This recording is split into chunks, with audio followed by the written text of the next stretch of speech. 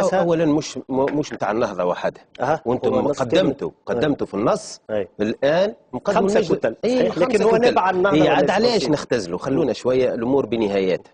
عايشكم. الديكور كما كان الديكور عند بن علي حزب تصور سياسات ديكور تزوقوا بهم سي عبد العزيز. لا تزوقوا بهم. ماشي عليه هو انا نحكي لك. هل 5 كتل الى اخره معناها تزويق. هي برنامج نتاع الترويكا، مش نتاع 5 كتل هكا في الهواء. هذا برنامج نتاع الاغلبيه البرلمانيه نتاع الترويكا. علاش خايفين؟ حاب استنى بشوي سيد كملت ملاحظتك من بعد نجموا تردوا الفعل بعضكم به. واضح اذا تتصوروا حزب المؤتمر ديكور اليوم اذا حزب المؤتمر ديكور باش الناس تتفرج واذا تكتل ديكور واذا وفاء ديكور استنى لا في المشروع في المشروع سيد القاضي موجود. لا انا قلت الكلام تاكد منه. قلت لي لا يا اخي وحي لا المواطن يتبع اكثر. لا موجود يا استاذ. فما واحد من منتمين لكتله التكتل هو مش تكتل. تو باش تخلونا شويه نسال خلي سي حسين يواصل من فضلكم. شوف اذا تتصوروا هذا كله ديكور فيظهر لي ما تتصوروا معناها النهضه هذه باش تبلع كل شيء وثم باش ترجعوا البعبع كما قبل وتخوفوا منها وتدخلوا في معناها التهويل وتغولوا. انا نقول لكم يا اللي انتم الان في حكومتكم خليني نكمل لك عاد. وزير قال فما تغول لحركه النهضه. قال يا سي عبد خليل زاويه. تحب نخليه نكملوا ولا لا؟ مو قال تفاعلوا مع بعض. هذا مش وقته. لا مش وقته. عايشك اذا باش تبدا بالعبارات هذه راهو الحوار ما عادش يولي شيق يا خويا. هو ما عادش يكلمك عايش ايش بني يا اخي احنا انت يقلقك شو الحديث فضفاض. لا يقلقك اني يقول لك راهو خليل زاويه قال فما تغول لحركه النهضه. ولا يقلقني لكن مش مجاله لان قطعتني مش مجال. لا خاطر انت بديت فك الحديث اللي هاو كذا واحنا احنا حاجات بريسيز الناس تعرف الكل اللي الحوار هذه مسيطر عليها حركه النهضه. بصراحه سامحني الحوار بالطريقه هذه مزعج جدا. تفضل سي حسين. اسف نقول لك يا استاذ لكن هو لازم تكون اهدأ شوي. انا باش نتلفت هكا واحكي واحد احسن ما تعمل. اذا فانا نحب نقول لك في الموضوع هذايا انا اللي يهمني هو الانتقال الديمقراطي في تونس. ما تهمنيش احيانا نصوص القوانين بارك الله عليها المحكمه الاداريه التابعه من بعد المجلس التاسيسي عنده خدمه ثم اخصائيين انتم الاعلام تبارك الله عليكم الاعلاميين قاعدين تتابعوا في هذا.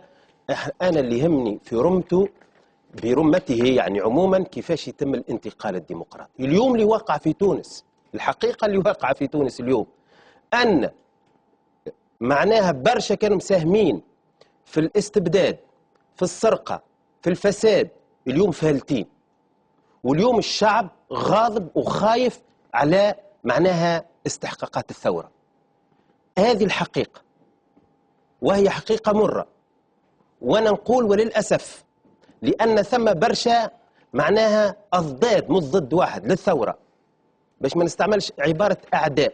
وأنا مانيش معاه نمشوا نعملوا لوجوا عليهم بالقوائم في كل بلاصة معناها ويصبح في البلاد ثم احتقان القانون والتخويف.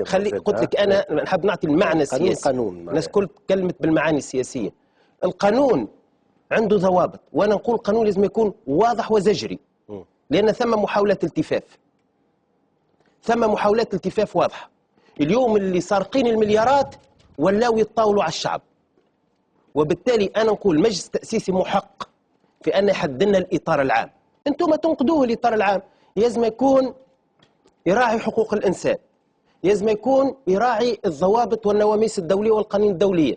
لازم يكون يراعي تونس في وضعها الآن باش ما يقعش تحارب أو احتراب كما يقول بعض باش ما تقعش مشاحنات باش ما تقعش تصفيات. أنا نقول وقت اللي نعملوا الأمور بالقانون أفضل ما نحولوها من بعد إلى عنف آخر سموه البعض بالعنف الشرعي. خطورة غياب هذا القانون اليوم خرجت علينا الرسب كل اللي كانوا كلهم واغلين في الدم والفساد والسرقة وكل شيء ولا أصحاب حق.